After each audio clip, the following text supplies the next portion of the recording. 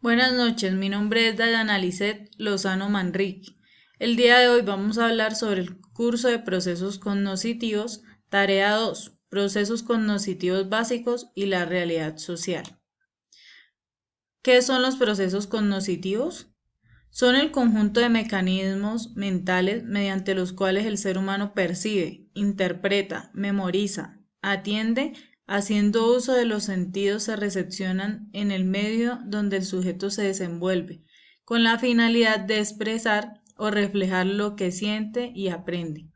Entre estos se encuentran las sensaciones, percepciones, memoria, atención y muchos más. Las sensaciones. La sensación es la recepción de los estímulos mediante los sentidos, gusto, tacto, olfato, oído y visión.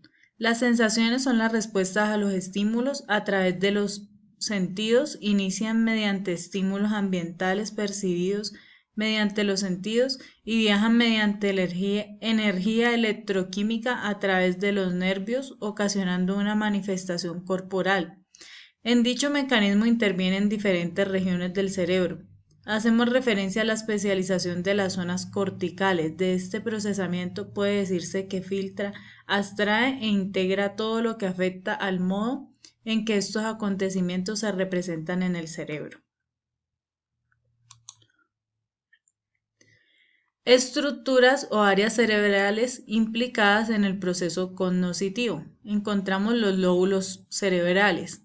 El lóbulo frontal está ubicado en la parte anterior delantera. Es la zona de los pensamientos, los conceptos, la planificación y las emociones. Encontramos también el lóbulo parietal. Está ubicado a la parte superior y posterior. Es la zona de procesamiento del movimiento, la orientación, el cálculo y ciertos tipos de reconocimiento. Lóbulo occipital. Está en la parte posterior. Es la zona de procesamiento visual. Y por último encontramos el lóbulo temporal. Se encuentra debajo de la sien. Tiene que ver con el oído y el olfato. Es la zona de procesamiento del sonido, la comprensión del habla y de la memoria. La clasificación o tipologías de este proceso cognitivo son sensaciones visuales. Se perciben a través del órgano sensorial del ojo. El sentido de la vista nos permite observar colores, dimensiones y formas. Las sensaciones auditivas. Estas se perciben mediante el órgano sensorial del oído. El sentido auditivo nos permite mantener el equilibrio para poder estar en pie y también nos otorga audición. Las sensaciones olfativas. Se perciben mediante el órgano sensorial de la nariz. Tiene la capacidad de distinguir 30 aromas primarios. De estos 30 aromas primarios se derivan los demás mediante la detección de compuestos químicos.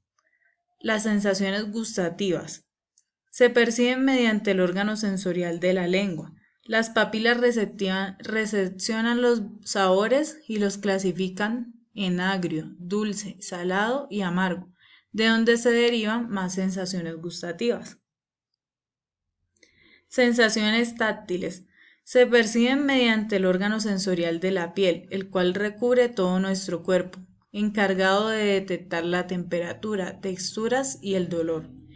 De estas clasificaciones o tipologías de procesos cognitivos se derivan las secundarias, como por ejemplo las sensaciones térmicas, kinestésicas, doloríficas, entre otras.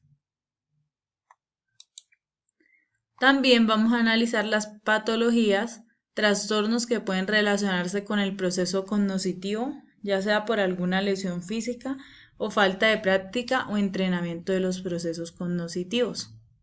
Las alucinaciones simples o las parestesias son trastornos de sensibilidad en el que el ser humano percibe hormigueo o temblor o picazón sin un agente o estímulo que así lo cause.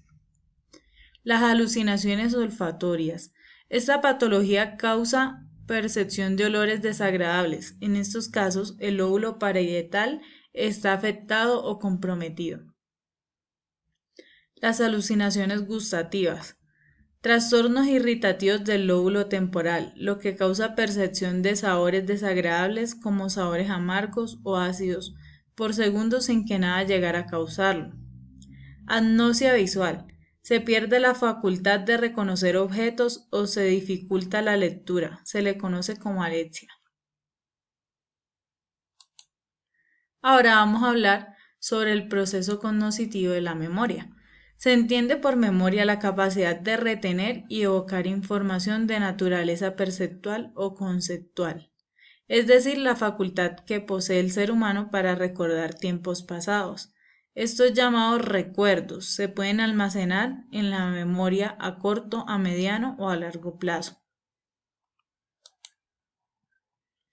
Estructuras o áreas cerebrales implicadas en el proceso cognoscitivo. El sistema nervioso está ampliamente comprometido con la capacidad de memorizar, tanto a corto, mediano y largo plazo.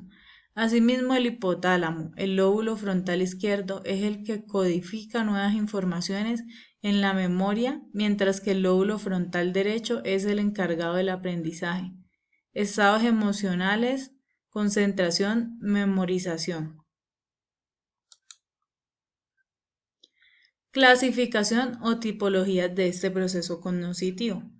La memoria sensorial es la encargada de captar la información mediante los órganos sensoriales de los ojos.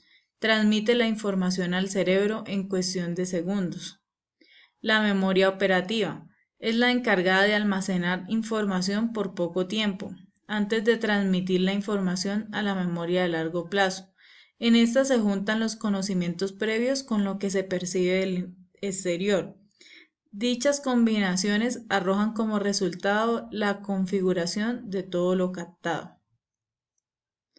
La memoria a largo plazo está integrada por conocimientos, experiencias, saberes, y su principal característica es la facultad de memorizar información de manera infinita y preservar la información por tiempo indefinido.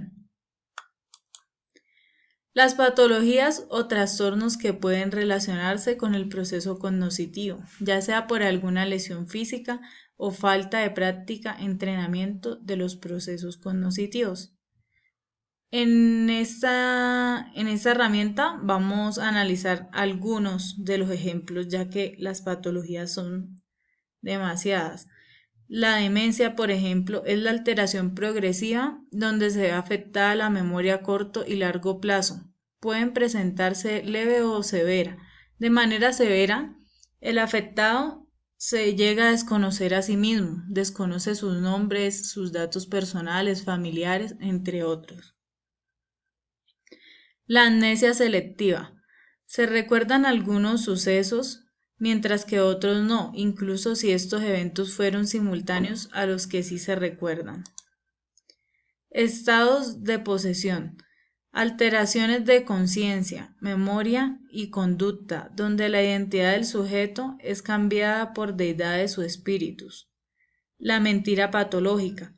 Ocurre de manera involuntaria, además el sujeto está incapacitado para no incurrir en ella, afectando así la calidad de vida del individuo. Es decir, que el individuo ni siquiera es capaz de evitar volver a decir mentiras.